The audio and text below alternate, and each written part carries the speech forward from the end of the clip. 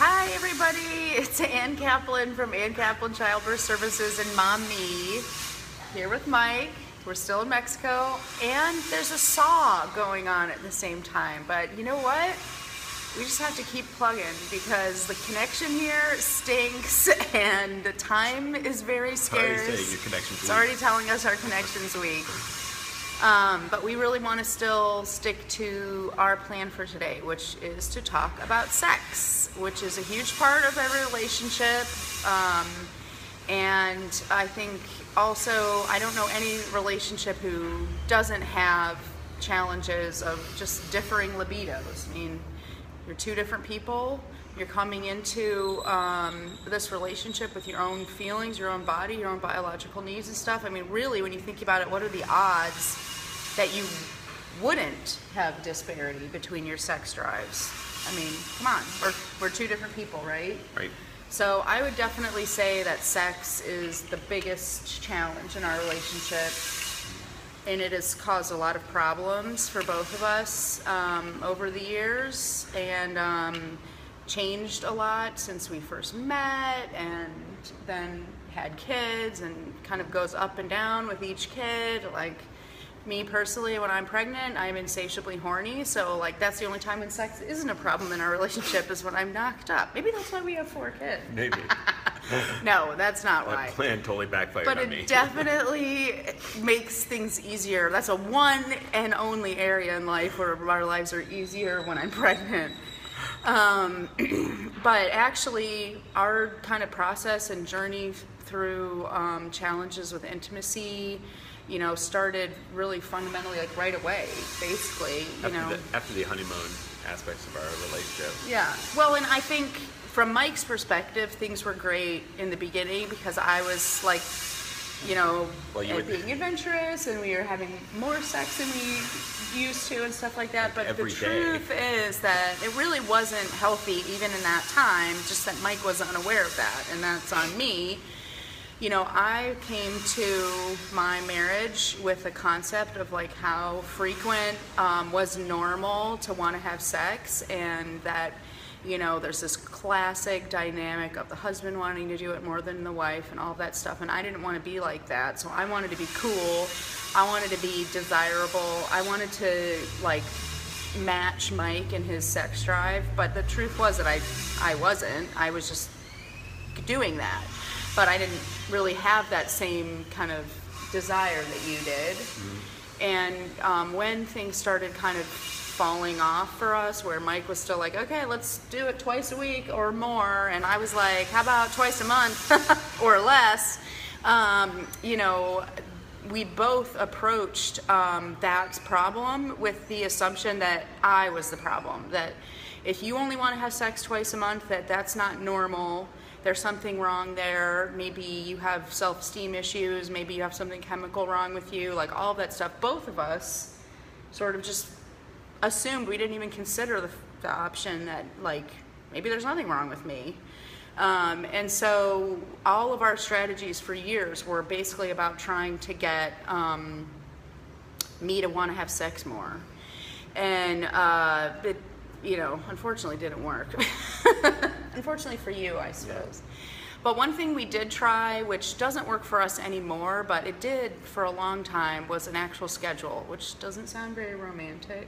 Took the spontaneity out of it, everything. Right, but actually we basically, for years, we had sex every Wednesday and Saturday, whether we wanted to or not, which Mike always wanted to. And actually it was really helpful for me because it made me know that in advance, like tonight we're going to be having sex, or sometime today, it didn't have to be in the night, and that it wasn't something that we had to like kind of do this weird dance around or whatever. Like sex had become a really big problem in our marriage before we started the schedule. You know, Mike was really wanting to do it more, and I really wasn't. And so Mike, if he would even just try to be affectionate to me, I would kind of shy away from him because I didn't want to give him the false impression that I was interested in having sex. And if I would ever be affectionate to Mike, he would try to parlay that into something more than just, snuggling or whatever, which made me reticent to be affectionate to him because I didn't want to give him the wrong impression. So we basically, like, not only were we not having sex, we weren't really even like touching each other or like physically being together at all. It was really, really bad. Mm-hmm. So the schedule was something that worked for us for a long time. It worked really well. It took, the elephant out of the room. We had sex twice a week, which in my opinion is a lot, especially for married couples. And when we started the schedule, I didn't realize how much sex was affecting our relationship until it wasn't anymore. Once we kind of got that schedule in, all of a sudden, like, other areas of our life improved so much more too. We didn't realize that we were being kind of standoffish with each other, or maybe even bitter or resentful toward each other in other parts of our lives because we were just constantly feeling frustrated about sex. Would you agree with that? Yeah, no, I agree with you 100%. But then after a while, it didn't work anymore. The schedule wasn't good enough. And why didn't you say why that was for you? I think it starts with, there's a concept of there's 5 languages of love out there, and figuring out your partner's language of love is really important.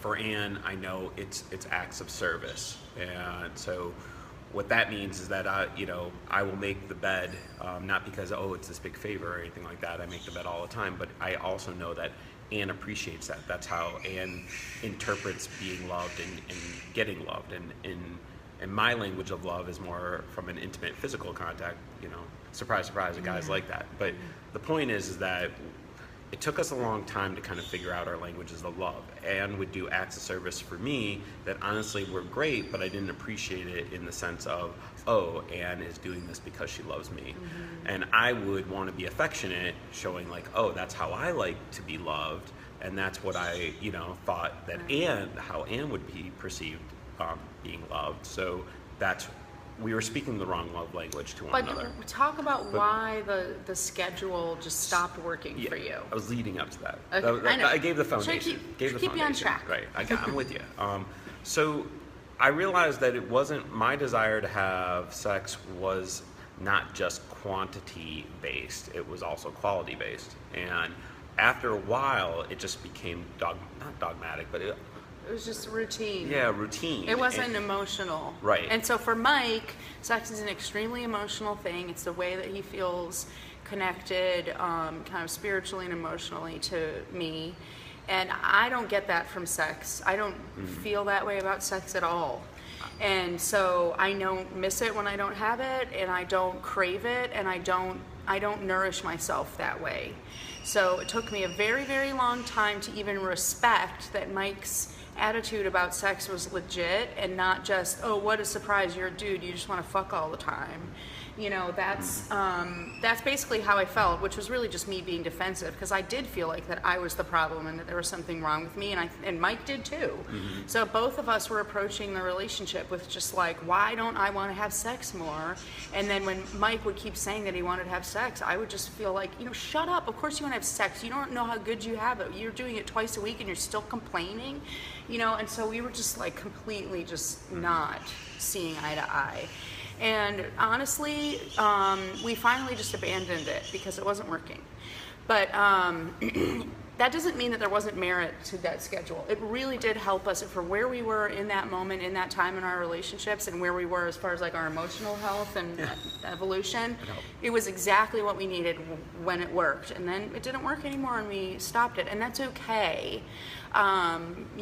It's okay, you're changing, you're evolving, you spend your life with this person. It's never going to be the same. You're not the same person you were 10 years ago, 20 years ago, whatever. Like, of course, your strategies are going to have to evolve and grow with you. And so, there's no shame in the fact that we had to recognize, like, okay, this isn't working for us anymore. And honestly, the biggest thing that came for us from all of that was me recognizing, like, there's actually nothing wrong with me. Like, it's totally normal and just as valid and healthy the amount of time that I want to have sex as it is for Mike. And actually recognizing that and being like, oh wait, like I'm actually good. Like I'm just as good of a person as Mike is, enabled me to really feel empowered, which I do right now, to say like, I'm not into it right now, or I am into it right now, and not feel this guilty feeling of like, I'm letting my husband down, I'm not doing my duty as a wife and all of that stuff.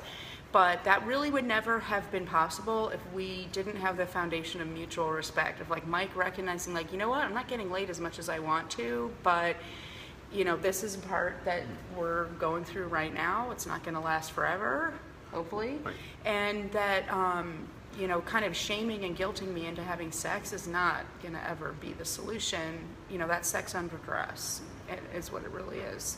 And I know that so many marriages, I think it's probably almost universal that there's times when people are having sex that they don't really want to, and that should never exist. Well, and as you've noticed, the theme throughout all these videos this week has been, part of it's been communication. And again, today, talking about sex can be really difficult.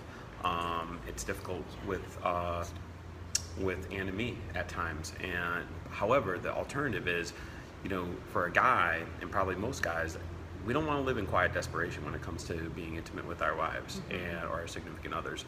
And that requires a good amount of communication, because what happens is that you know, quiet desperation turns into resentment, and that resentment turns into issues that can really become big problems. Right. And I think, you know, the fundamental key for us, at least right now in this moment for us, is that we finally have gotten to a place, or at least I have finally gotten to a place where Mike living in quiet desperation is not good, but it's equally bad for me to be living in quiet desperation. I think both of us have finally gotten to the point of like, you know what?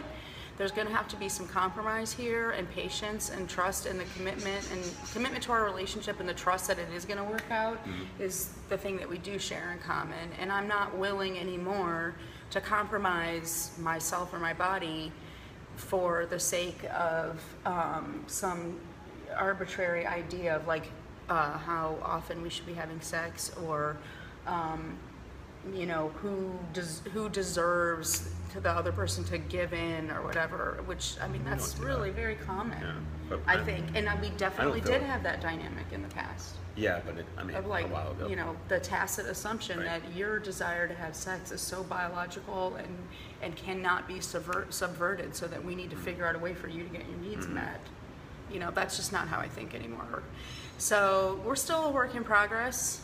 We're not dead yet, so we're still working, we're still growing, and you know, it still is a challenge for us. It's not solved, but you know, it's not something that's threatening our relationship anymore either. No, it's not. And we've figured out ways for us to feel connected and happy, even if there's something that we're still striving towards in our relationship. So I hope that's helpful to you guys. We got to wrap up because another class is going to be using this space in a second. I hope that's helpful. And if you want more information about MomMe, check out mommeexperience.com. Subscribe and you get even more premium content. See you later, guys. Have an amazing day. Bye.